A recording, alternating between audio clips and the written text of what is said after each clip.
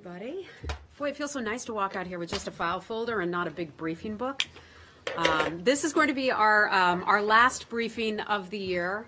So I wanted to take the opportunity. I know, really looking forward to that. And I brought with you a couple of fantastic guests as a part of our way to bring more information to you from our experts. Nobody knows these issues better than our colleagues here at the State Department. Before we get to them, I just wanted to say thank you so much for a terrific 2017. I am truly honored to be working with you each and every day. Your professionalism, your dedication to the facts is really something that has been so impressive, and I just wanted to thank you all for the job that you do.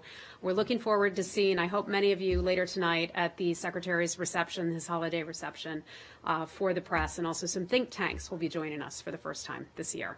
And with that, I'd also like to say thanks to all of our colleagues across the world for working so hard in 2017. We've had so many acting people who've stepped up and done some very difficult jobs, and just wanted to thank them and their families for supporting them in the work. So today we're here to bring you two senior State Department officials to brief you on two important foreign policy issues. First, I'd like to introduce you to our Deputy Assistant Secretary for Arabian Gulf Affairs, Tim Lenderking. Many of you perhaps know Tim. He's here to speak about the humanitarian crisis in Yemen. You may have seen a short while ago that the White House put out an announcement on Yemen and the changes, we believe, to the humanitarian situation there. In addition, USAID put out a statement as well. Since 2015, the U.S. government, through USAID and state, has provided more than $1.3 billion in humanitarian assistance to the Yemeni people. Following Tim's briefing and some questions and answers, Brett McGurk, the Special Presidential Envoy for the Global Coalition to Counter ISIS, will provide an update for you on the de-ISIS campaign, and he will take your questions as well. And then we'll hightail that out of here and see you guys later this evening. Okay, Das Lenderking, you want to take over? Sure. Okay, and I'll call on you all just to help facilitate. Well, thank you very much, Heather, and good afternoon, everybody. Very glad to be here. Happy holidays to all of you. I really want to emphasize the importance that we're placing on the Yemen conflict right now. I think you've seen, as Heather mentioned, the statement that was just released by the White House. This caps a very, very, very busy couple of weeks of statements and very aggressive diplomacy on the part of the President, the Secretary of State, the Deputy Secretary. A lot of very positive interaction between us and members of Congress who are keenly interested in this conflict as well. As Heather stated, no one's put more attention and more funding into the Yemen conflict than the United States. She mentioned the figure of $1.3 billion. It's a very significant amount, but I think also we're dealing with very significant problems inside Yemen. There's both the cholera and the food insecurity situation. But we're very pleased that Saudi Arabia and members of the coalition announced 2 days ago the opening of Hodeidah Port. That is for all types of assistance. That's humanitarian assistance. It's commercial assistance. They have also agreed to moving 4 U.S.-funded cranes, which have been in storage in Dubai for some time, which will help offload ships that are now about to berth and move toward Hodeidah Port. We think this is going to help alleviate some of the humanitarian concerns. This brings, I'd say, to culmination, as I said, what I think is very aggressive diplomacy by the United States on this front. You saw the President's message a week ago, which he called on the Saudi leadership and said we were working with the Saudis very closely to open up humanitarian corridors. This has been very helpful to us. The Secretary of State has been very, very, very much engaged. We've been talking to NGOs as well. The Deputy Secretary chaired a meeting last Friday with key international and American NGOs to hear their concerns and to move their concerns to the forefront. So this has been an evolving situation, but something that we really put a lot of muscle into in the last few weeks. We've also worked with the Saudis and the Emiratis through a mechanism which we call the Quad. This brings the 3 of those countries with us, 2 of those countries with us, and with the Brits together. We've had 2 meetings recently, one in London, one in Abu Dhabi, at the ministerial level, in which the humanitarian component has featured very centrally in the discussions that we've had with these core countries, and we want to keep that mechanism going as a way of helping with the political process. Not only are we working on the humanitarian side, we're also moving toward a political process, we hope, as there is no military solution to this conflict. So the more bombs that are dropping, the more Houthi aggression, the more attacks against Riyadh and other population centers in Riyadh, which we cannot countenance, the more the conflict is going to drag on. So we're pushing everybody to move into a political process as quickly as we can. One very concerning element to all this, and very consistent throughout the last couple of years of the conflict, has been Iran's support for the Houthis. We believe that there is room for the Houthis in a political settlement. We welcome that, but not when the Houthis continue to rocket a key ally like Saudi Arabia on a regular basis, and also not when the Houthis are menacing the border of Saudi Arabia, which is something that goes on very consistently. So with that, I would be very happy to take any comments or questions. So, hi, Tim. This is Yemen related, although it may not be exactly the topic you want to talk about. As you are well aware, the UN General Assembly just voted on this resolution condemning the decision to recognize Jerusalem as the capital of Israel. Yemen actually introduced that and then voted for it. Given Ambassador Haley's comments, how much of the assistance that you guys have provided to them is going to be cut now because of their decision not just to vote in favor, but to actually introduce the resolution? Well, I'd go with what Nikki Haley said, and the president indeed, is that we're paying very close attention to who votes where on this. No decisions have been made. I think this is it's a breaking development, but we are looking very closely at who voted where, and I think there'll be very close scrutiny and decisions made on that basis. I can't speak specifically to Yemen though. On that okay, point. but you're saying so humanitarian assistance, including for a country that's in absolute catastrophic crisis right now, is possibly on the table here because of this vote in the UN today? Well, I don't know that for sure. I just know what Nikki Haley said to address that situation and what the White House has said, that we take the vote very seriously.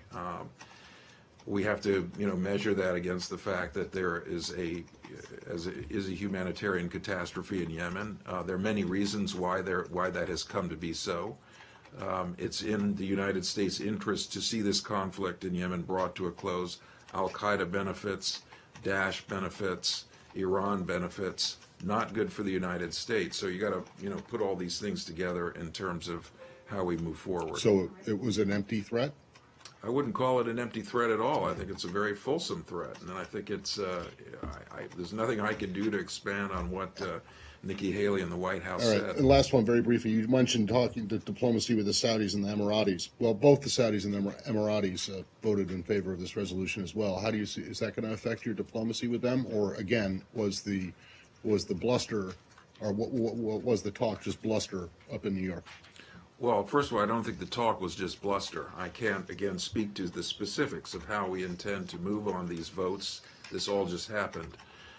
We have, very strong partnerships going on with Saudi Arabia and the Emirates. It's not just the Yemen conflict. It's across the board. These are key allies for us in the Middle East. You're going to hear from Brett McGurk in a few minutes talking about the counter-ISIL crisis conflict. Both of these countries are key partners in that conflict. So I think you have to look at the broad range of things that we do with these countries. They are very important partners in the fight against terrorism. Hi, Tim. Can you talk about the Saudis say this is a 30-day opening of Hudaydah? Do you have any indication that they would be willing to extend it beyond 30 days? And then also, when you talk about moving toward a political process, do you have any sense right now of what the process might look like?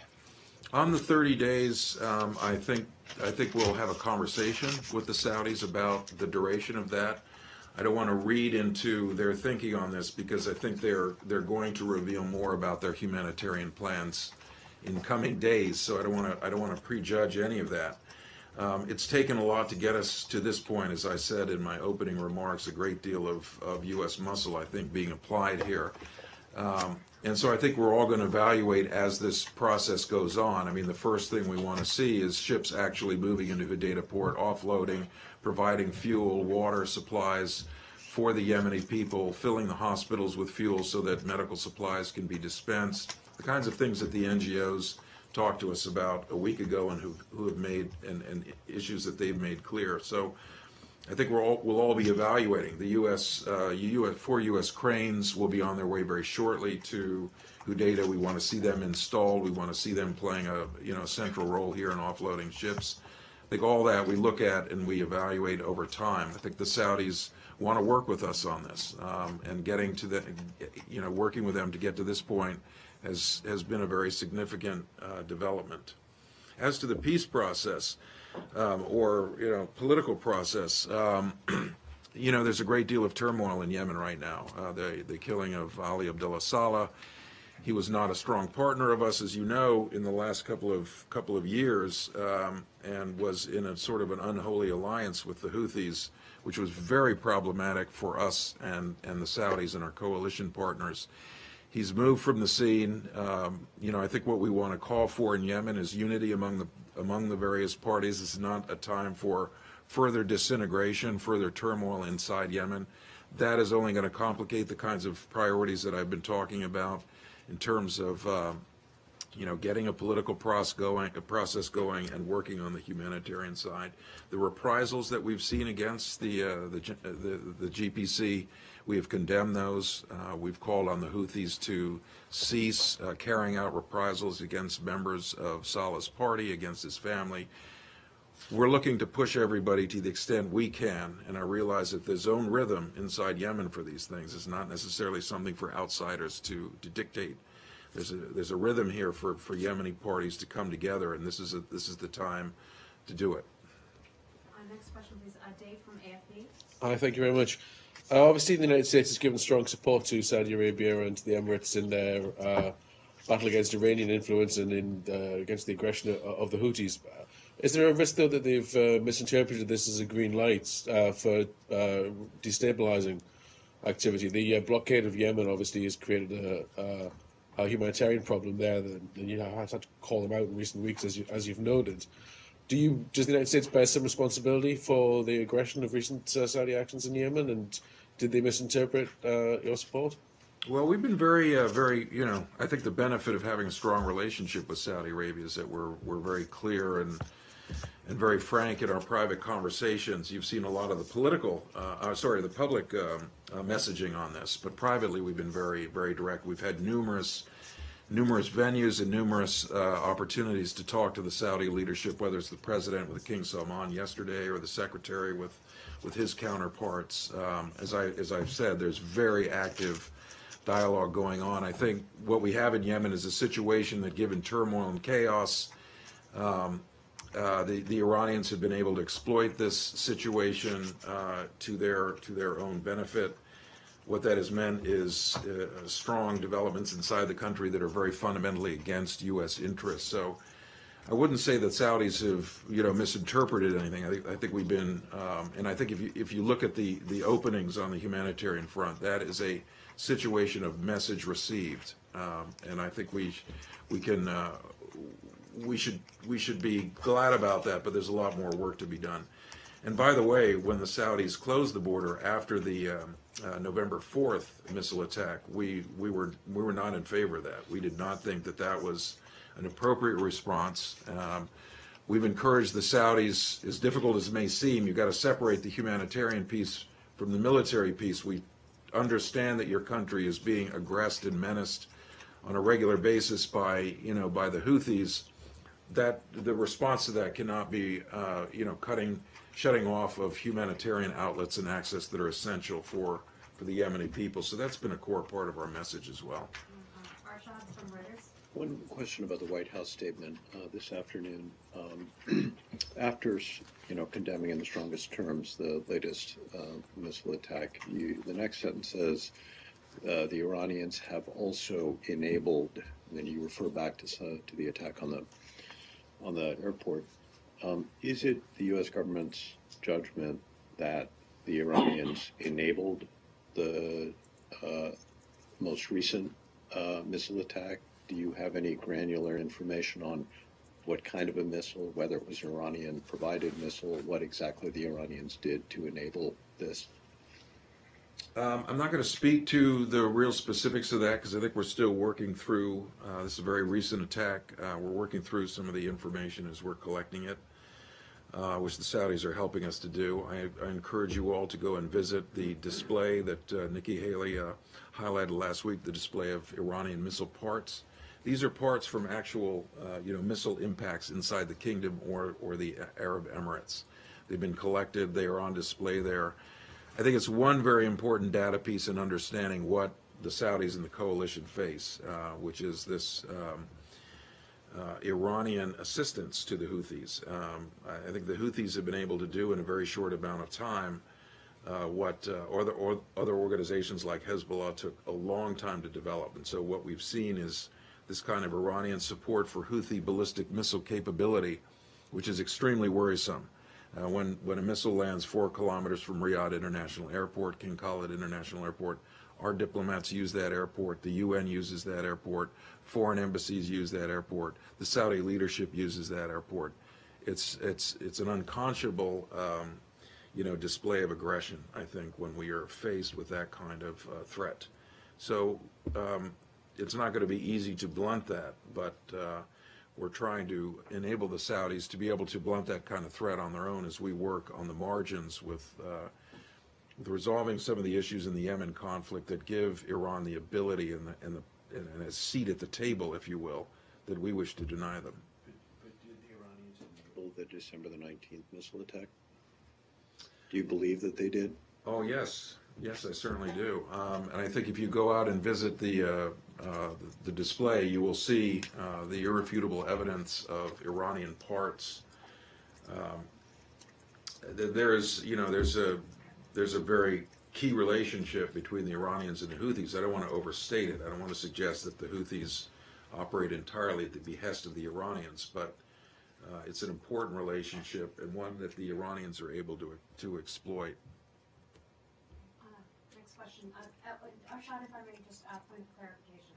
You said this most recent one? Yeah, the December the 19th one. That's what I was asking I about. just want to make sure you got I'm that. sorry, I meant the previous. Okay, so you don't have a definitive view No, on the I don't have 19th. a definitive answer on the most recent one. Got it. Talking Okay, about the thank one you. before that. Thank you. Thank you. Yeah, thank you.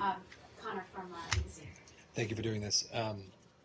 You obviously welcomed the announcement this week about the ending the blockade, but given the Saudis' escalation in their bombing campaign since that November missile attack, the fact that they implemented this blockade in the first place over the past, period of weeks, are they responsible at all for the humanitarian crisis on the ground in Yemen? Well, I think you can point to a lot of blame to go around.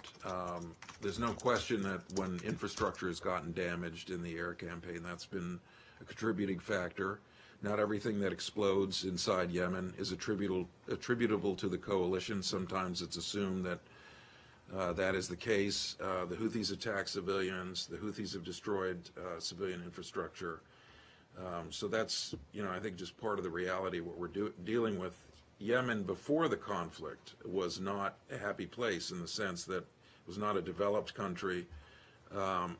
There was already economic decline that was beginning to set in.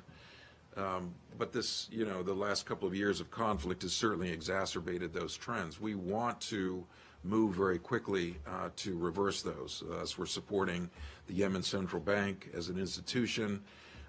Again, trying to work back toward a political solution a political process that would lead to a cessation of hostilities. We continue to back the efforts of the UN Special Envoy as well, as he maintains that role and continues his engagement with the parties. Final question. We've got to get moving on. Tim has to go up to the Hill for a briefing. Connor, you good with that? Just in part, so you would say in part, at least, that they're responsible for some of the deaths, some of the famine. I think, there's blame or responsibility, I should say, across the board. I think. Last question, just piggybacking off of the Haley conversation earlier, you called it a fulsome threat from Haley and the White House. So can you kind of expand on the conversations that will be had with the State Department and the UN and the White House in regard to following up on such threat, if conversations have been had already or if they're planned for the future? I really cannot, because I just don't know the details. And again, this is something that just happened. I would go with what we've already said, on the record. I think it's premature to get into any of that right now. Deslin, again, thank you so much. Thank you very much. Thank you. Happy holidays to you. Yeah, you bet. Thank you. And then we have Brett McGurk, our special presidential envoy. Brett has some comments, and then we'll take a few questions from you. Okay. No maps today? There will be one. Yeah. So thanks, everyone. I guess it's the last briefing of the year, so I thought we would kind of sum up the overall campaign. I think I got Laser one. thing? Yeah. Oh, you have one. Okay. Yeah. Sum up the campaign against ISIS over the past year, and where we are, and kind of a little bit on where we're going. We'll have more to say about that in the coming year, particularly over the coming weeks. I think it's just worth recalling. ISIS used to be controlling basically a state, 100,000 square kilometers, the size of the UK, planning and plotting and carrying out major terrorist attacks against our partner homelands, inspiring attacks here in the homeland. Responsible for the violent murder of American citizens James Foley, Steve Sutloff, Peter Abdul Rahman, as well as the death of Kayla Mueller. Committing acts of genocide against Yazidis as they swept into Iraq and other minority groups, displacing Christians from their ancient homelands, and destroying our common heritage. We've really never seen anything like it. 40,000 foreign fighters from 110 countries around the world pouring into this so-called phony caliphate. So in January, when the new administration came in, when President Trump came in and Secretary Tillerson came in, we faced real critical challenges in terms of major plotting attacks against us and against our partner homelands coming from Syria and Iraq. And they were aspiring to kind of major 9/11 type attacks. That's what they really aspired to do. And so long as they had these safe havens and sanctuaries, particularly cities, a city like Raqqa, and at the time they still controlled half of Mosul, it was really hard to root them out. So really 3 key decisions were made right off the bat as soon as President Trump came into office. Number 1, he issued a directive within, I think, his 3rd day for all of us to really look to accelerate the overall defeat of ISIS. He delegated authorities immediately to Secretary Mattis and our commanders in the field. When Secretary Tillerson came in, he made clear to all of us that if everything's a priority, nothing's a priority, and our priority is the defeat of ISIS. One of his first major events here at the State Department was gathering almost 70 countries here at the State Department from our global coalition. It's now one of the largest coalitions of its kind ever assembled in history, with 74 members. And we all gathered here in March really to map out the next phase of the campaign over what is now the last 10 months, particularly Mosul and Raqqa. The Secretary also made the decision very early on to deploy a small team of experts from the State Department into Syria to work with our military partners as we got into the campaign in Topka and Raqqa, which I'll talk about. We established task forces here at the State Department and the Department of Defense to coordinate the interagency in a way that had not been coordinated before, and we developed an overall global campaign plan called the Defeat ISIS Strategic Plan, which has been approved by the President. So, prioritize the defeat of ISIS. If everything's important, nothing's important, and accelerate the campaign, and I'll bring you into the campaign to describe kind of how this has gone over the last year. Second, when he looked at the situation in Syria, decided we have to set conditions for a political settlement in Syria by de-escalating the overall conflict. This is a conflict that killed 400,000 people, displaced 11 million people, and obviously the situation, we had to look at ways to bring it under control. We had tried things like national ceasefires, they hadn't worked, so we really took a new approach. Looked at different parts of the country, tried to establish de-escalation zones, ceasefire areas, and really pragmatic, pretty hard-nosed diplomacy with the Russians. And looked at Syria in terms of phases. Number 1, you have to defeat the physical caliphate of ISIS. So long as you have a caliphate in the middle of Syria, it's really hard to get a realistic, meaningful political process underway. And you had to overall de-escalate the overall conflict to move ahead on the political process based in Geneva under UN Security Council Resolution 2254. I'll talk a little bit about that. Finally, holding Assad accountable for his chemical weapons use and proliferation. I think the April 6th strike ordered by the president, we actually happened to be in some negotiations with the Russians while all this was going on, had a pretty dramatic effect, I think, on the overall situation, our ability to exert some leverage on the overall situation in Syria. So those three key decisions, I think, have made a difference and have helped to speed some things up. I think I have a map. Okay. So let me just kind of brief on this map. It's the current situation, and just to situate you, if you can all see it, everything in green on this map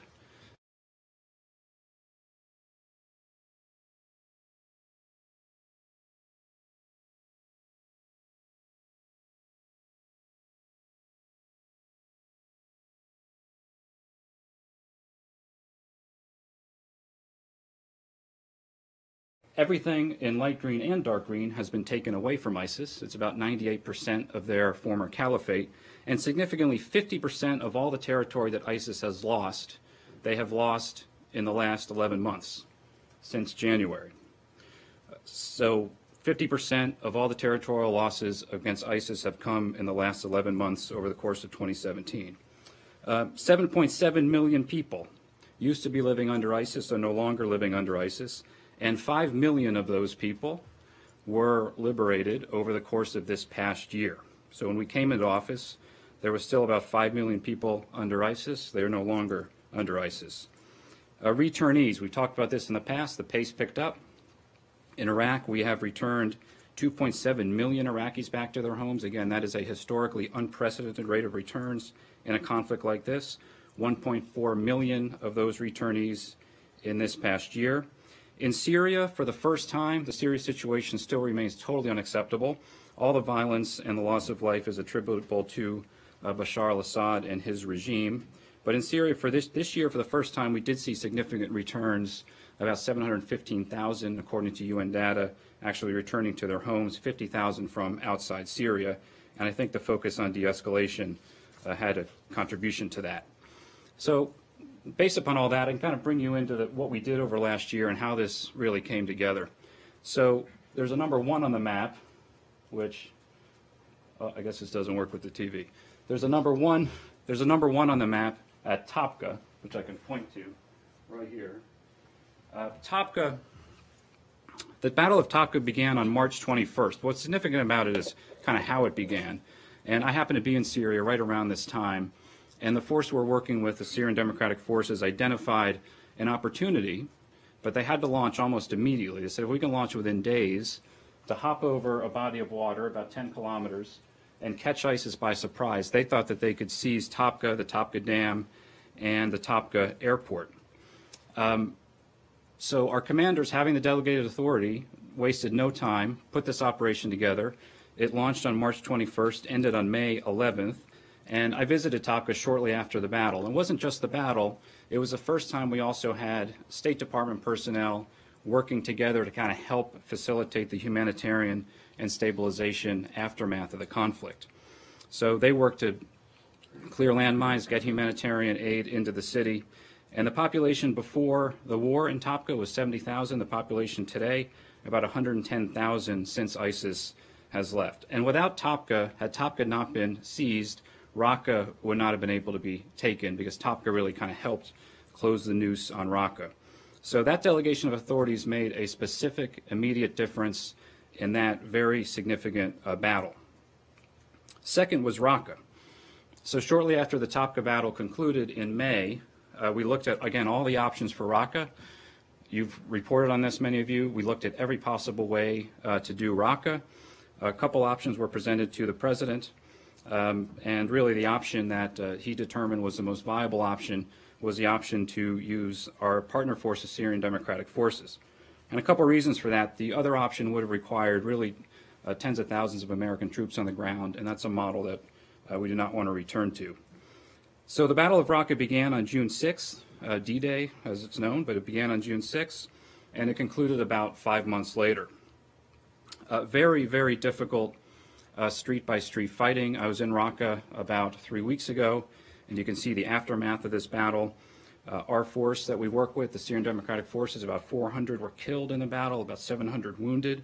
No Americans were lost in this battle. We did lose one coalition special forces operator from one of our coalition partners. Displacement. In the Battle of Raqqa, in the province, about 264,000 people were displaced.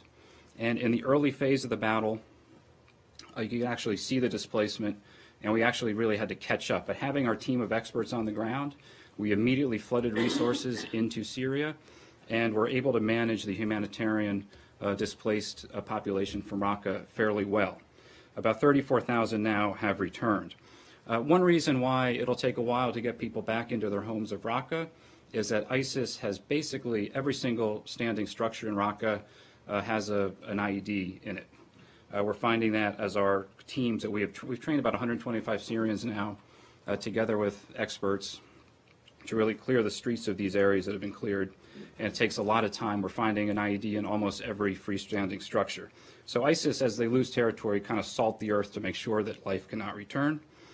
We do believe the outlying neighborhoods of Raqqa, which are fairly well intact, we will see significant returns. The center of the city, having seen it with my own eyes, is fairly well destroyed. I think it'll be a very long time before people are able to return there.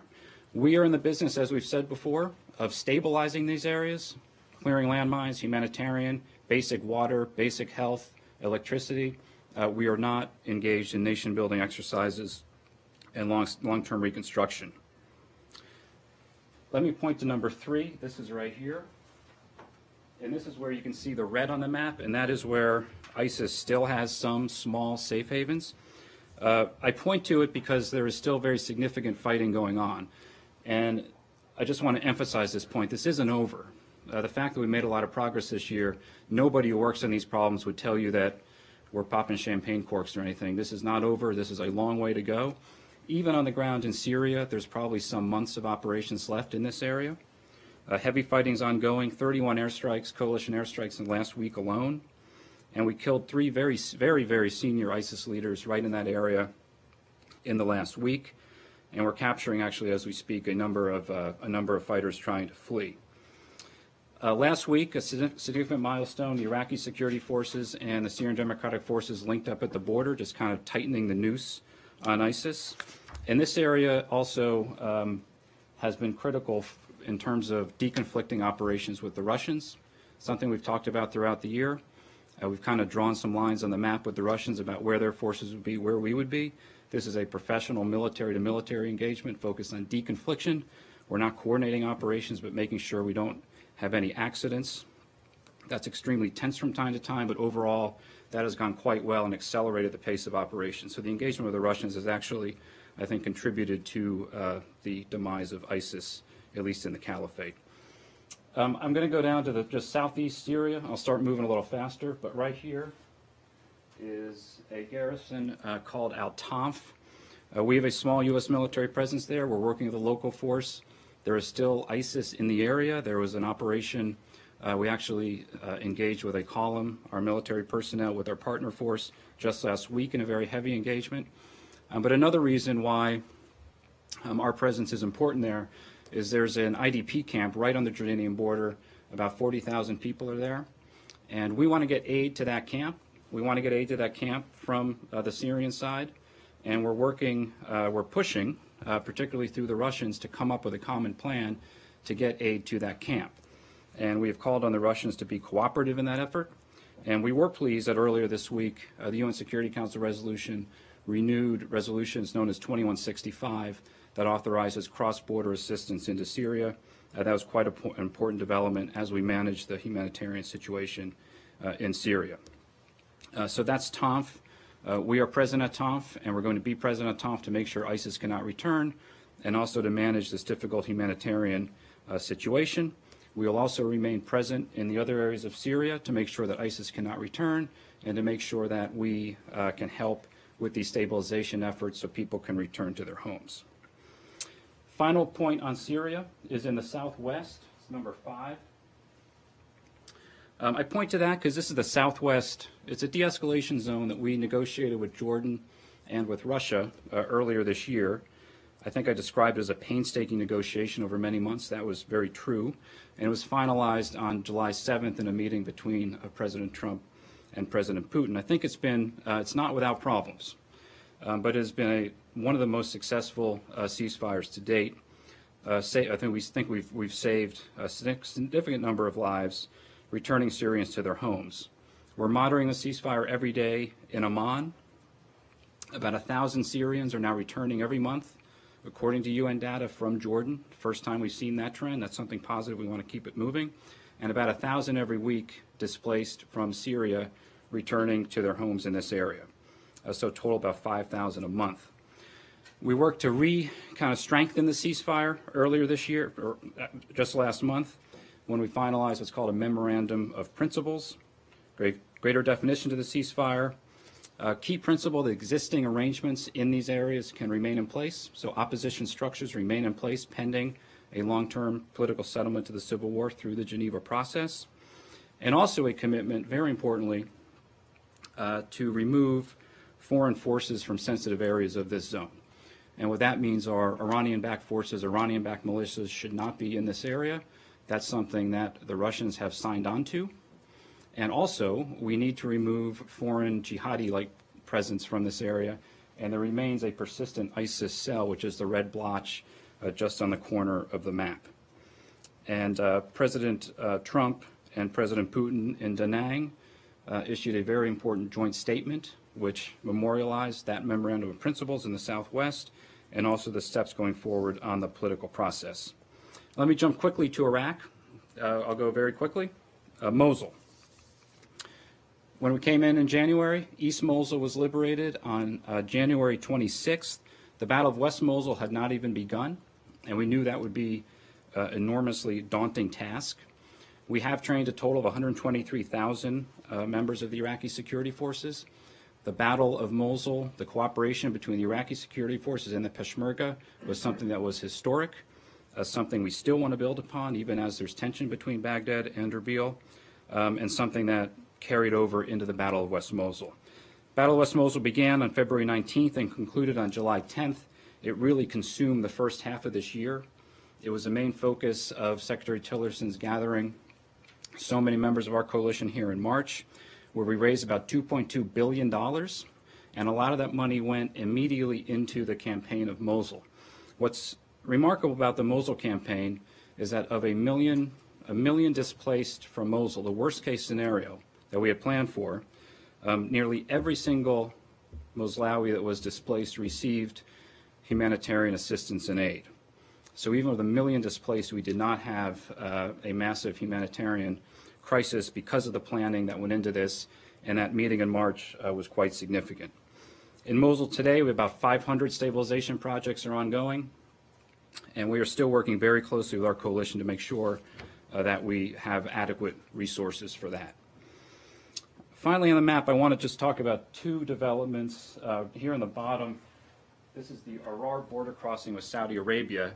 I point to the border crossing, but what's really significant there is that President Trump and the Secretary, very early on, within the first weeks, identified an opportunity to really reformalize an opening of ties between Iraq and Saudi Arabia. The Secretary had an important conversation with Foreign Minister Jubeir. Foreign Minister Jubeir visited Baghdad on February 25th, the first visit of a Saudi foreign minister in 30 years. And from there, chipping away, we really opened up this relationship. Speaking personally, I've worked in 3 administrations. I remember President Bush going a number of times directly to King Abdullah to really encourage this. The argument being that we want to re-anchor Iraq in the Arab world, diversify its regional relationships. Very important, something the Iraqis want. We think it's in our national security interest. And finally, this broke open. I visited that border crossing in August when it opened, and it was quite a remarkable scene. And then on October 22nd, Secretary Tillerson met in Riyadh with King Salman and Prime Minister Abadi to formally launch the Iraqi-Saudi Coordinating Committee. We now have, for the first time in 30 years, direct flights moving between Saudi Arabia and Iraq, 2 border openings, and this continues to move forward. So that was a real significant breakthrough that we saw this year. I just point finally to the other border crossing, the Trabeel border crossing with Jordan. That's a multi-billion-dollar-a-year commerce route, and we've also worked very hard to open that because our ally Jordan is really first and foremost in our minds when we manage this very difficult situation. Looking forward a little bit into next year, Kuwait will host two very important conferences in February. One together with the World Bank and the EU on a reconstruction event for Iraq to help reconstruct some of these areas. And secondly, our coalition will gather, similar to the event we had here in March in Kuwait in the February timeframe. Finally, when it comes to ISIS, we're not just focused on the physical space of the caliphate, although that was the calling card. It was what held the organization together. We are also, as you know, talked about this a number of times from this podium, foreign fighters, counter-finance, counter-messaging is a constant 24/7 effort from here. On foreign fighters, it really an incredible effort, global effort from all members of our coalition, and working with one of our newest members of the coalition, Interpol. We now have from 60 countries about 40,000 names in a database of known ISIS-affiliated fighters who have tried to travel or did travel to Iraq and Syria. And the UN Security Council today, we believe, will pass a very important resolution, really strengthening the resolution 2178 that passed a few years ago. And our colleagues here, Nathan Sales and the CT Bureau, doing a terrific job on that. So we hope to have more news on that later in the day. Counter-finance, we've completely decimated ISIS finances by targeting their oil and gas reserves, and they really have no ability to raise significant revenue from what used to be their state-like holdings in Iraq and Syria. But they do still find ways to move money around, and Segal Mendelker and our colleagues at the Treasury Department working constantly to identify these networks, sanction them, and root them out. And counter-messaging, just a remarkable improvement from what we used to see. And I give the private sector here tremendous credit, Twitter, Facebook, YouTube. Very difficult to start a Twitter account now with an ISIS-affiliated message. You're taken down really almost instantaneously. Almost a million accounts have been taken down. And we're working closely in the region with Saudi Arabia, UAE, all of our partners, and in East Asia with Malaysia and others to counter ISIS's ideology. So ISIS will be around for a while. So we have a long way to go, but we did make some progress this year, and I want to kind of bring you into it a little bit, decisions we made early and then how they played out. And with that, I'm happy to take some questions. I'm just curious. It sounds to me, well, it doesn't just sound to me, you said it, that changes from the policy of the previous administration are responsible for this success. You were in charge of implementing the policy of the previous administration. Why, why was it doomed to fail? And why did the previous administration continue to do what it was doing when you mentioned these 3 or 4 changes to it that seem to have brought success? Yeah, thanks, man. I think I'd answer it this way. I think it's not a political statement. It's the fact that we had to do a lot to get the foundation for our campaign set. A transition in wartime from one party to another, you look historically, it can always be a difficult endeavor. I actually give great credit, I think an untold story, the transition actually on these issues was very smooth. The transition team here at State did a great job, and we met regularly with the transition team and said, look, there's about 3 or 4 key decisions that if they're made early, and we did say at the time, we think we can actually defeat the physical caliphate. We actually moved faster than we thought, but 3 or 4 key decisions. Some of them were decisions that the former administration didn't want to take at the end of their time in office, so passed forward. But I will just say it takes focus and attention and prioritization from the top, and that's what we got on day one from the president and when the secretary came in and from Secretary Mattis. And those decisions were made. The delegations made a difference. The decision on Raqqa, we relooked at we looked at all options, and the decision the president made in May was quite significant. And the previous administration, there wasn't that involvement, that it wasn't that big a priority for the senior members of the last administration? Certainly not what I'm saying. What I'm saying is that decisions that were made early in the new administration to accelerate the campaign, these are big decisions. It's not something you just go in and make. But they were made early, and they had a major impact. And I think it speaks for itself. Thanks.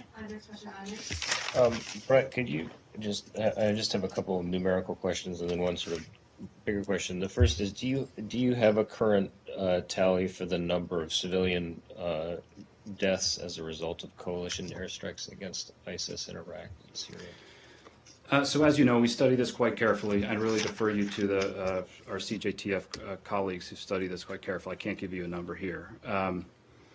But let me give you an example on Raqqa. So I've read some reports that, in Raqqa, at the end of the day, like thousands of ISIS fighters escaped. So I was just in Raqqa, and here's what ISIS was doing in the final days of that battle. Down to about 2 neighborhoods, probably about 300 ISIS fighters left. Whenever they would go outside to move from one fighting position for another, they would take a child with them or a bunch of civilians with them, basically using them as human shields. That's how they fought in Mosul. That's how they fought in Raqqa. That's how they fought in Al-Qaim. That's how they fought throughout the campaign. So this is extremely, extremely difficult. Our Syrian partner forces and Iraqi forces, and particularly the Iraqis, took a number of casualties, and Iraqi soldiers died because, in Mosul in particular, the humanitarian priority was put at the top of the campaign plan. So a number of times we did not do an airstrike, did not do certain military activities because of the risk to civilians. In Raqqa, these 2 neighborhoods, saturated with remaining civilians and a limited number of ISIS fighters, so when local tribes from the area came and said, we have to actually evacuate all of these civilians. And so that local deal was made. We think about 4,000 civilians, and we track this extremely closely, and a very small number of foreign fighters, about 300 total ISIS fighters. But the truth of the matter, these guys are using, they came to Syria and Iraq, and they purport to be representing the Sunni population, and they use the Sunni population as human shields. So I'm sorry I can't give you a specific figure, but I just want to I've been in some of the centers, particularly in Syria. I was in one during the Raqqa battle, of how these decisions are being made. And it is extremely difficult when you confront an enemy like this. Just two quick follow-ups. One is, you talked about geographically reducing ISIS control. Do you have numbers of fighters who remain, who were able to flee? And then second, the Pentagon today accused Russia of intentionally violating the deconfliction agreements with the U.S., particularly with air forces. Do you have any comment on that? So on deconfliction, I have to defer to DoD. There was an incident on December 13th that, again, whether it was accidental, whether it was intentional, don't know. There have been direct, very high-level senior engagements between our military colleagues and theirs, and we have not had a significant incident like that since. So the deconfliction line overall has held. We had some incident in June. In June we shot down a Syrian plane just south of Topka when they crossed the line that we had agreed upon. So this is serious. This is really, really serious business. But for the most part, the deconfliction lines have held. In terms of overall fighters, we think there's about, I hate to put numbers on it, but in some of these areas where they still are, about 3,000 or so. That's kind of our assessment. In terms of an exodus of ISIS fighters from Syria and Iraq, it's our best estimate, and all we can do is give our best estimate from our intelligence community and everything, that there has not been a significant exodus of foreign fighters from Iraq. I hate to, I have it in my head, I just hate to even say. So I defer to some of my colleagues on that. Hi, thanks very much for doing this. Beyond the red areas marked on that map, there are lots of other areas in the world, Libya, West Africa, the Philippines, Afghanistan, where groups that have raised the ISIS banner have sprung up. Are these groups in tight communication? Is it a movement? Is that command and control, or is this just an inspirational kind of branding exercise from local insurgents? And will the campaign continue until you've rid of the whole world of people with the ISIS flag? So, look, it's a great question, and it used to be a very well-connected organization, being run out of Raqqa, with direct communication to Boko Haram, which then part of it split and became ISIS in Nigeria, direct communication to Libya, direct communication to Sinai, direct communication to Afghanistan. We've pretty much severed a lot of that, particularly from Syria. But, look, ISIS became a brand, and a lot of pre-existing terrorist groups, you've seen this in the Sinai, for example, and start to raise the flag of ISIS, mainly to recruit foreign fighters and other things. But make no doubt, the Defeat ISIS strategic plan that I mentioned is not an Iraq-Syria plan, it's a global campaign plan. So we use different tools in different parts of the world, but certainly in Mindanao and in Philippines, when they popped up and tried to establish themselves, we worked very closely with with Australia, with members of the coalition, with the Philippine Armed Forces to root them out. So this is going to go on for some time. And the main priority, number one, is protecting our homeland. But second, make sure that they cannot have sanctuary to recruit and attract foreign fighters. Just on that, the Russians are saying that ISIS is defeated in Syria. You're saying there's still some 3,000 or so there. Does that reflect different understanding of the intelligence, or is that a political thing? They want to have an excuse to kick you out of Syria now. Job's done. Leave us and Assad alone. Well, as I said, look, we're advancing our own national security interests in Syria. We're going to stay in Syria to make sure there's an enduring defeat of ISIS, to make sure we can stabilize these areas. That's very clear. No, ISIS is not totally defeated in Syria. As I mentioned, I think I gave you the number of airstrikes we've done the last week alone. So that's very clear. And another key statistic, every coalition-enabled, meaning our coalition, enabled operation against ISIS, ISIS has never been able to come back and reclaim a territory that we helped liberate. Frankly, the Russians can't say that. You know, in Palmyra, they did the kind of concert that got a lot of attention. Then ISIS actually came back and retook Palmyra. We're having some problems on the south side of the river, in which Syrian armed forces claim to have liberated these areas, and we see ISIS trying to come back. It's not happening in the areas that we helped liberate, because we're doing a lot of extensive planning for what comes afterwards. So bottom line, answer your question, no, ISIS is not totally finished in Syria. We still have a lot of work to do. This is somewhat related, but do you see indications that the Russians are now eager to get out of Syria? And do you think, and maybe this is premature, but if so, do you think that could fast track the Geneva process? So we have agreed with the Russians that the only way to bring an end to this conflict is through Geneva, through 2254. We've also made clear, as a coalition, that there will be no international reconstruction assistance for regime-controlled areas of Syria absent that political process really moving ahead in a credible way that can ultimately lead to a political transition. We also happen to believe that the endpoint of that political process, which is UN-sponsored parliamentary and presidential elections in which all Syrians vote, that means the entire diaspora votes. The 5 million people who are displaced from Syria can vote. And the Russians have now signed up to that. We believe that if you get to that point, and that'll take some time, that Bashar al-Assad will no longer be in power in Damascus. The Russians might have a different view. I've seen the announcement that ISIS is wrapped up and they're going to withdraw from Syria, but that really remains to be seen. I think they'll retain a fairly significant presence. And again, we will engage with them where our interests align. We will make very clear to them where our interests don't align. So when it comes to Syria, you have to have some engagement with the Russians. There's a military-to-military deconfliction channel, and on the diplomatic side, we're engaged with them regularly. Just a couple more questions. Carly from CS. Thanks.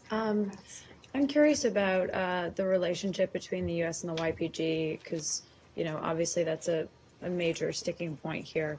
And I think a few weeks ago, Jonathan Cohen said that the relationship was temporary and tactical. We've seen Trump tell Erdogan that there are going to be adjustments made to that relationship. So can you give us, you know, shine some light as to what those adjustments are going to be going forward? So after the Battle of Raqqa, again, such an intense urban assault. That's why it required a presidential decision, because we had to give some equipment, and it's limited, extremely limited, all of which was very transparent to our NATO ally Turkey. But that decision had to be made if we were going to do Raqqa, and it was. Now that that major phase of operations is over, there will be adjustments in the level of military support. We will continue to remain in Syria and to work with local hold forces. The Raqqa Internal Security Force is a force that we're training to make sure that we can hold the ground, and continue to work with the Syrian Democratic Forces. But as the years goes on, there will be adjustments to the type of support, just given the way the campaign is proceeding. I think that's very natural. That was always part of the plan. That was what we briefed to the Turks before Raqqa, and that's what we've told them now. So that'll kind of continue throughout the year. But as we remain in Syria, we'll continue to work with local actors. We want local people to be in charge of their areas, and we will retain our policy of full transparency with Turkey. And Yeah, I was wondering if you could give your thoughts on the peace process Russia's attempting to open up in Sochi. How will that impact the negotiations in Geneva? Is there any conditions in which the U.S. would support those talks? So it kind of remains to be seen. We've heard Sochi was going to happen last month, and it was going to happen this month. Now it might happen in January. Now it might happen in February. We've engaged with the Russians on this about exactly what they have in mind. And they have said that Sochi would be kind of a gathering of Syrian figures. And then what happens in Sochi would feed directly into Geneva. If that's the case, that's something that might actually support the Geneva process. What we would not support and what would have absolutely no legitimacy would be a parallel process as parallel entirely to Geneva. Geneva is the locus of where the political settlement has to be struck. That's not only U.S. policy, that's now something the Russians have very clearly signed up to in the denying statement. So I would just have to say it really remains to be seen. We also have, I have to say, some real skepticism of anything in which the Iranians are a guarantor of a process. So the Astana process, for example, in which the Iranians play a guarantor role for de-escalation zones. One reason we've not participated in Astana, we observe, is because that to us just kind of lacks credibility. So we'll continue to remain engaged with the Russians, and we want to settle the Syrian civil war through a constitutional reform process leading to UN-supervised elections in Geneva. And that is the key to unlocking reconstruction assistance in Syria writ large. So we've been very consistent with the Russians on this. In Da Nang, they signed up to the overall roadmap, and so we'll have to see. This will be a key focus here over the coming year. Final point, just to sum up, when we looked at the situation in January, it was hard to see how you could have a really credible political process until you remove the physical caliphate and you bring the overall levels of violence down. And that's why over 2017 we were so focused on defeating the caliphate and de-escalating the overall civil war. And that sets the conditions now for a more meaningful political process in Geneva. Staffan de Mistura was just here yesterday. We met with him about the next steps, and this will be a very intense focus of ours over the course of the next year. So we look forward to briefing you on that. Okay. Thank you. So much. Thank you.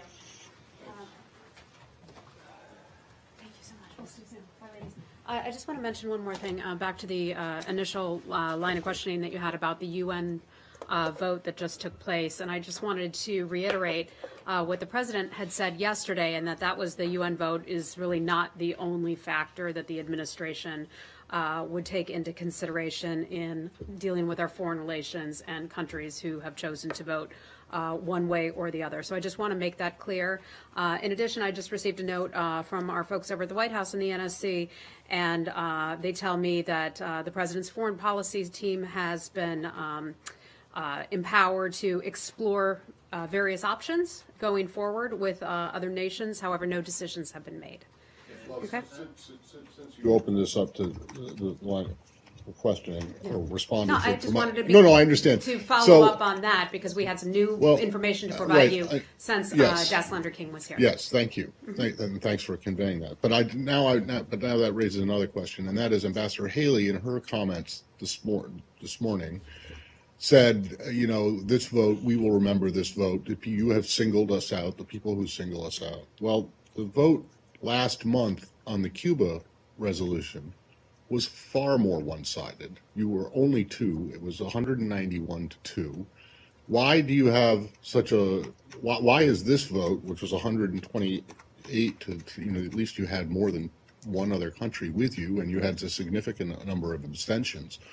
Why is this more important than a vote in which you're literally all alone but one? But I think I would say this would be something that would be handled out of U.S. UN and not handled out of this building. So if you have any subsequent questions about that, I can certainly refer you to Nikki Haley's staff on that. Please do. Can you relay the question? I mean, I want to know, why is this vote more important than the other vote, which was worse, which was more lopsided and not your favor? Why is your memory so long on that? And everyone seems to have forgotten about 191. I would be happy to take your question and convey it to her staff on that. Thank you. Also, just on maybe you'll give the same answer, but on the Haley remarks, she didn't only say individual countries, but the U.S. would remember this when it determines its contributions to the UN. So is that a process that's already starting where you're looking Not at that I levels? am aware of. Not that I'm aware of. I'm not going to speak on behalf of Ambassador Haley or her staff, but I'm not aware of any of that taking place right Can now. I ask then that you speak on behalf of the administration? And does Ambassador Haley speak on behalf of the administration? I don't understand why there's two parallel streams of Well, there are some things that when it discussion. comes to votes that take place at the United Nations, we're not involved in that process down here. So that is why I say, I would hope that you are. well, that is I why mean, I would it's say supposed I'd to be- refer you to her office. Yeah, but and her they office can is help you supposed to with be that. informed by this building. Is she running her own show? up No, there? I'm just not going to comment on some of those things. Okay. Okay. Great to see you all. Take a question for answer next year. For next year, you want me to hold it for a week and a half? I'll give you the question now. So Certainly. the question is that I have received this detailed, reports about the people in Pakistan. They are changing the religion to Christianity to get here and apply for the asylum. So are you aware of it? Are you doing something about it? And I'm not aware of that, but I'd be happy to take your question, see if we can get an answer for you. Okay. All right. Thanks, everybody. We'll see you this afternoon. Right? Okay. Later this afternoon.